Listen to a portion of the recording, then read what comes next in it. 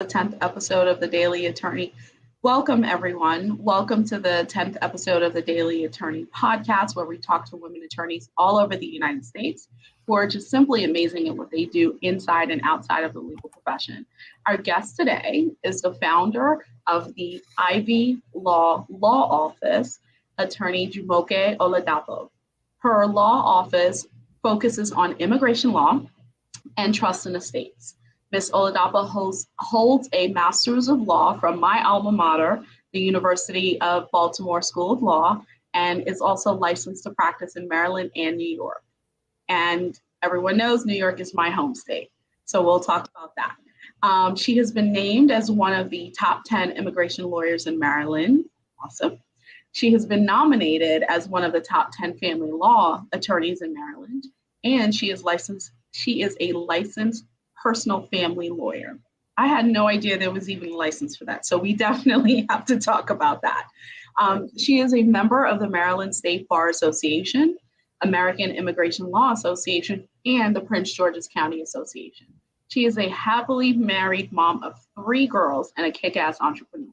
Jumoke, welcome to the Daily Attorney podcast. If you're like me, I am 100% certain that your schedule is full to the brim. So thank you so much for being here with us today. You're welcome. Good afternoon to you. So that was a lot, in the intro. And I always love doing the intros, but because I feel like, it really talks about just the different aspects of a person that ultimately our clients just don't get to see, all the time.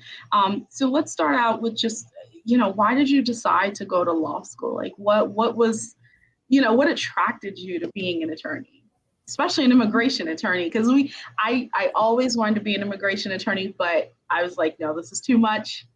And so, I leave it for you and other people who dare to do it. So why law school?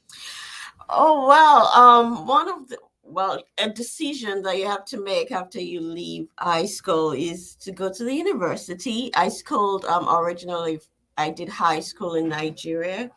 So I had to make a choice what I wanted to do. Unfortunately for me, my first choice of career wasn't what I was admitted to. So I was admitted into the Faculty of Law, and I was able to go through the law school in Nigeria. So when I made a decision to read law, it was some dream that one day I'll be able to help the legal system. And I know that it's all the way complex as it is in the United States. So it was in Nigeria then. So I knew that I had something to contribute to the legal system of Nigeria then. That was why I decided to go to law school. I'll be able to help a lot of people with their legal needs. And maybe one day be a senator. That was my childhood dream. Well, let's put that out there. You never know. You never know. You never know. So I moved to the United States, and I had a choice of different careers to go in, but law is born in me. I'll say I decided not to go through any other part, but just study to take the bar exam and pass the bar exam through the New York State Bar. That was a hurdle for me. So I decided to go through the school system in the United States and went to the University of Baltimore to to have my LLM. And fortunately, with the LLM, I passed the New York bar and started out in the practice of law. It was at a time when there was recession around 2009. So why did I become an immigration lawyer? That's an important question. I'm an immigrant. I went through the immigration law system in the United States, and successfully so. And I saw that there was so much need in the community of people that don't know what to do or how to navigate the system to get their legal status. And because I did mine and it was successful, I saw that I called up a lot of other people too as an immigration attorney. So the passion is just there and has not diminished in any way. And I'm thankful that I've been able to help thousands of people through the immigration system. Isn't that amazing? It's such an amazing thing. And I love that, you bring this up. So it's funny, I always have like a set of questions that I like to ask. But depending on the intro, like yours, we completely derail. And in your case, we're far off, right? Okay. And I want to talk about the things that you mentioned. Number one, I'm an immigrant also. I was born in Haiti and I came here when I was 2 years. I came to the US when I was 2. Grew up in, Brooklyn, New York. I actually found out I was a citizen in law school. Wow. In law school. I was in my 30s. And this was, I think, like 2012 or 13. And we had, and I'm sure you know him, Judge Gosser. I know. And isn't he such a kind guy? Yeah. And I found out and I was like, oh, that's pretty cool. So I don't have the experience that you have. Even though I'm an immigrant, I don't have it because I went through naturalization due to the previous law because my my mom was a citizen prior to me being 16. Mm-hmm. So it was automatic for me, but I also recognize that there's not too many people that have my story. So I think it's quite amazing, that you saw that and you said, you know what? I need to help a community that actually needs me, that needs that direction and so forth and so on. So I think that's very inspiring. Number two, coming from Nigeria, I don't have, any knowledge of Haiti because I was so small, but I'm sure, yours is a little different. So can you kind of give us a sneak peek at the difference of the legal system that you may have seen in Nigeria versus what you see here now? Nigeria is a little of a common law system, so we learn the British law, the common law, and so it's similar to what runs in the British. Then we have the statutory laws in Nigeria, the Nigerian legal system, and we thought on that. So most of the courts are based on the Nigerian legal system, the Nigerian laws, and you have to learn the same way you learn constitutional law here, constitutional law, and you learn all those cases. That's what you do. And the precedents and all the laws are based on what comes up. There's a Nigerian constitution as well. So because of the difference, U.S. is based on U.S. laws. Nigeria is based on Nigerian law. Then they teach us a lot of British cases in the school. I first thought it was similar, but then no, constitutional law was an issue at law school because it wasn't really similar. You have to know the law based on the case laws. Right. So that's the difference. So one really needs to know what the law is, particularly on a lot of cases. But when it comes to things like estate planning, I think they just use the books, the British books, but else. And that gives them a basis, a background. Okay. That's quite amazing. I went through the LLM program, but I went through the taxation program, not your LLM program. And I remember, meeting amazing people, whether from Nigeria or other parts of the world, that went through the program. And I was always a little, I don't want to say envious, but just in awe that, you could study, foreign laws and everything, across the pond, and you come here and you kick butt here. I remember I couldn't even make it through 1 month of international law with Nyanki Grossman. I couldn't do it. As soon as I took that class, I was like, I'm out. I said, this is a little too difficult for my brain to comprehend. So I think someone who can come from overseas, be an attorney overseas, and come over here and do the same thing, I think it's an amazing feat. So I guess my next question to you is, why did you decide to open your own law firm versus, going through maybe the associate route or anything other than just having your own business? Okay.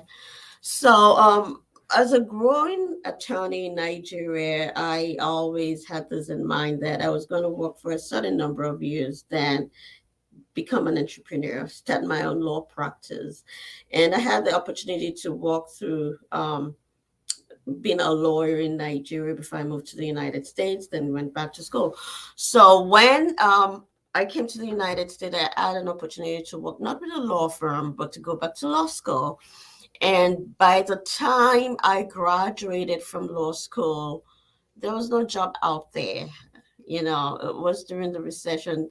They were laying off people, not hiring people. And I was in this also labor market for about a year, you know, but in the meantime, I got like small assignments from people that I helped with their immigration needs, that I did about that time. Then one day the light just lit in my head. I'm like, nobody's hiring now. I don't know when this is going to be over. I got an opportunity, however, to intern with the Howard County Circuit Court. So I got some experience during that period of time. So when I finished my internship at the circuit court, I was, it's either you just stay back and keep waiting for someone to hire you, Yeah. or you're mature enough to start working by yourself. And since it was my original dream to have my own business someday, I felt it was an opportunity for me to start one then. So that was I just started at that point, went and took the bull by the horn, and looked out for mentors, those who've been in the business, had their own attorneys. Then I went to, there was the CLE done by MSBA about hanging out your shingles. Yeah. I bought books, I still have that book, Solo by Choice. I have that one too. It's one read of the the books, got 2 or 3 attorneys that are doing what I want to do to mentor me, and that was how I started small. But the MSBA shingle program. I went through. I did that CLE too, and I met. I don't remember her name, but she was actually on the American immigration law, that they call it ILA. She did the small business / mentoring. I don't remember, but she ended up leaving the she ended up leaving MSBA to go to ILA. Okay. We talked about it, and we talked about the possibility of me doing immigration law, and for the same reasons that you did it, I really wanted to do it because I'm from a small. I don't want to say small, but it's not small. It's a huge Haitian community in Brooklyn, New York. And I always, wanted to help my people. But ultimately, when I got here in Maryland, I decided, you know what, I'm just going to stay here. I like Maryland better. I like Maryland better. But, it's tough, kind of hanging your own shingle, doing all that, very, very scary work, right? At first. Did you, experience any hurdles or anything that, you ultimately had to work through, especially being a mom of 3 girls, not 1, not 2, but 3 girls, Yeah. And like, how did you navigate all that? Yeah, it's a lot, starting out one's own law practice, because it's not like someone is there to, you know, tell you how to market and get your own business if you don't have that experience before. So that was Yeah. some real mountain I had to surmount. Is in how do I get my first set of clients? How do I keep the businesses rolling in and all that? So that was that was a big um, hurdle that I had to surmount. But I treasure the fact that I had the time and flexibility to be able to take care of my children because then they were very young. So the business walked around my schedule. Ah. So I will be there to pick them up from school or pick them up from aftercare Mhm. and attend the school events. And I could schedule an appointment to when I'm available Mhm. for the client. So because I it was solo, I was the only one. So every other thing revolves around my primary goal to take care of my family. I completely understand. Now, you said that there's no one there to tell you, about marketing. I completely agree. Um, I feel like, marketing, especially as an attorney, it's just so many things you can do, and it's a very daunting task.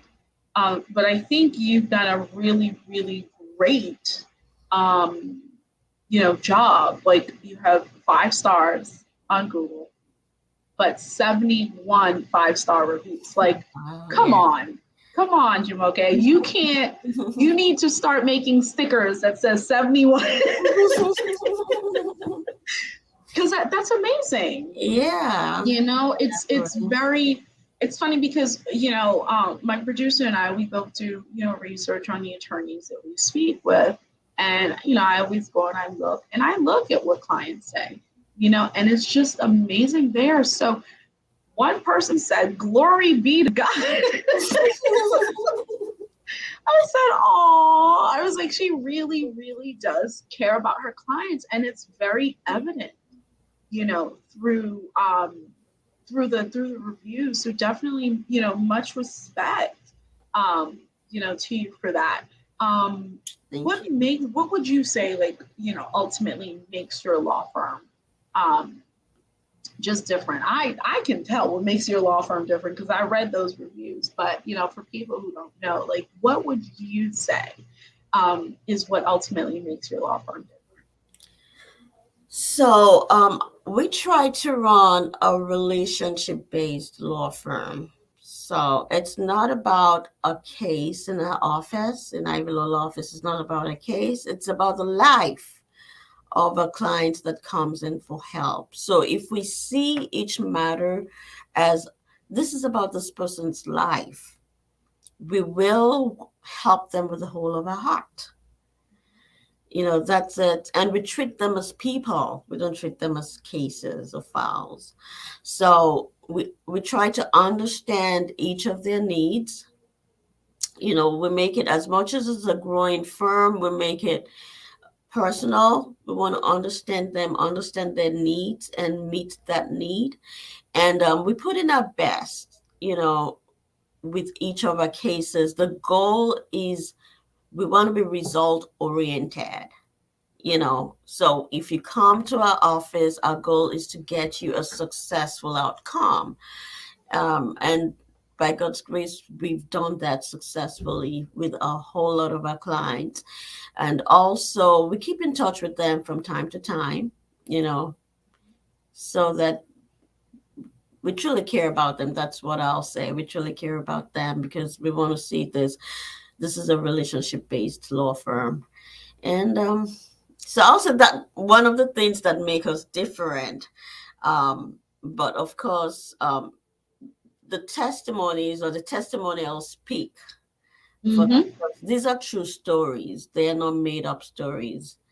And I'm thankful for each life that we've touched and made a difference in their life. As an immigration law attorney, our goal is to be able to help our clients and their families obtain legal status in the United States, Yeah. so that they can achieve their American dream, and become very successful members of the society.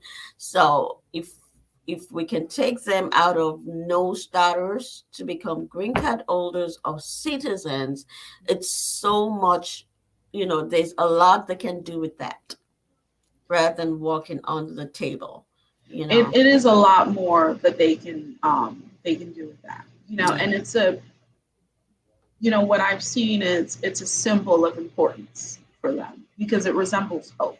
Yeah. And they're not hiding from anyone. I'm pro-immigrant. I'm probably the most liberal pro-immigrant person you will meet. I'm very biased. I believe in giving everyone a chance to be great, no matter the color of your skin, where you come from, what language you speak. So I always love talking with immigration attorneys because I feel like, you have that same air about you, especially immigration attorneys who were once, who are immigrants. I think it's very important. What impact when when a client comes to you and they're saying, hey, here's my story, what impact do you hope to kind of have on that person's life? And what impact do you seek to have in your community or just on your family in general? Because, you do great work. So clearly there has to be, that impactful goal that you have in those areas. If I understand your question correctly, one of it is we achieve family unity. Family is key, and a lot of people either want to unite with their spouses or unite with their children, or if they're already united, they don't want to be deported and have to leave their families. So that's one important thing we achieve: family unity.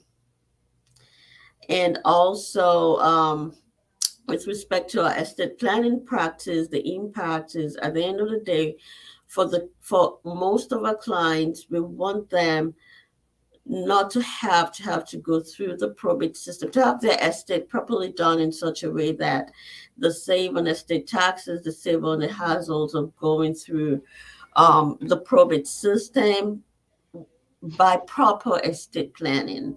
So we save them some headache, by doing things right and for their loved ones. So those are the impacts. They may not know it now, but they'll appreciate it later because they've done things the right way. I can definitely agree. As a probate attorney myself, there's a lot of estates that come in. You're like, this could have been avoided, Yeah. But one thing that I see, and please chime in and let me know if it's incorrect, especially when it comes to the whole estate planning aspect. I think there's a huge lack of education there. People are not aware. I have people come, oh, I don't have anything. I'm like, do you have a car? Do you have a house? Yeah, exactly. Yeah. Okay, those are things. You need to plan for them. And most people are not necessarily, thinking about that. They're just doing their best. So it's great to have, an estate planning attorney. Do you hold any, like webinars or any symposium, anything to educate people on either the immigration process or the estates and the trust and estates process? Yes, that's part of what we do. Actually, our practice is also educational based, particularly for estate planning clients, because we want them to be able to make informed decisions. So one of the platforms is to, we hold speaking engagements and we do webinars as well to educate our clients. And we have a system and a model so that our clients understand what they want to do before they start or engage our services. Yeah. Clients they don't love just information, right? They want to know that we know how to handle their specific situation. So I think, webinars and any kind of class has been very impactful and helpful, especially on the virtual platform. Like, do you host like in person or do you do like just virtual? Before the pandemic, we did in-person seminars. Mhm. Yeah, but since 2020, it's been virtual, Yeah. and live webinars as well. Okay. Yeah. Yeah. Do you have like a personal preference? Do you prefer to just be in front of people? Not really. It's a time commitment. So I think I've done more of the webinars right now than I did the in-persons. Exactly. Yeah. I think it's easier because you don't have to factor in, travel time. You don't Mhm. have to print anything out. You do everything, digitally, and you can have one screen here or split the screen, materials here, people here, or vice versa, and Yeah. you can get it done. And there's no cost element to it, right? Because before, if you're doing in person, you have to rent a space and do all that. Yeah. Yeah. Um, so before we close, let me ask you this. What do you, and I know we touched on a lot of really amazing things, so thank you for that. What do you love most about, you know, your career and what you do and how you do it and the people that, you impact and work with? So I really appreciate it, and I'm so thankful when we get a successful outcome. So let's say an approval of someone's case, someone to help, and we have a success story out of that. It's what gives me joy and what makes me do what I do and continue to do what I do every day. Seeing the impact and the results of what we do on people's life. So and that keeps me going, helping one person win in life, one person at a time. Yeah. So that's it. That's it Yeah. for me. It is a wonderful, wonderful thing. So Jumoke, thank you so much. And I appreciate it. What I got from you is you love what you do, but ultimately you're results oriented, people and results oriented. So I love that. How can your clients best connect with you if they want to seek your services? Well, you can connect with us by phone 301-276-0887. Also, you can visit our website, IvyLaw Law Office. It's www.ivylawoffice.com. We are also on Facebook at IvyLaw Office. We are on LinkedIn, Yes. Instagram, Twitter. So you can connect with us all the way through all those platforms, but more importantly, give us a call. We'd love to speak with you. Same here. You can find us, St. Yves Law Firm, at Facebook, LinkedIn, YouTube, Twitter, Instagram, even TikTok. Do you have a TikTok yet? No, not yet, but I'm fascinated by it and how it's going to work, with the Oh, law it's practice. it is a insanely hilarious, time-consuming platform that you don't want to get caught up in. Before you know it, your day is just gone because you're just sliding through videos. The one amazing, amazing thing that I absolutely love about Twitter is you do get to see the great work that other attorneys are doing. You get to see their personality. You get to see us outside of being an attorney. Mhm.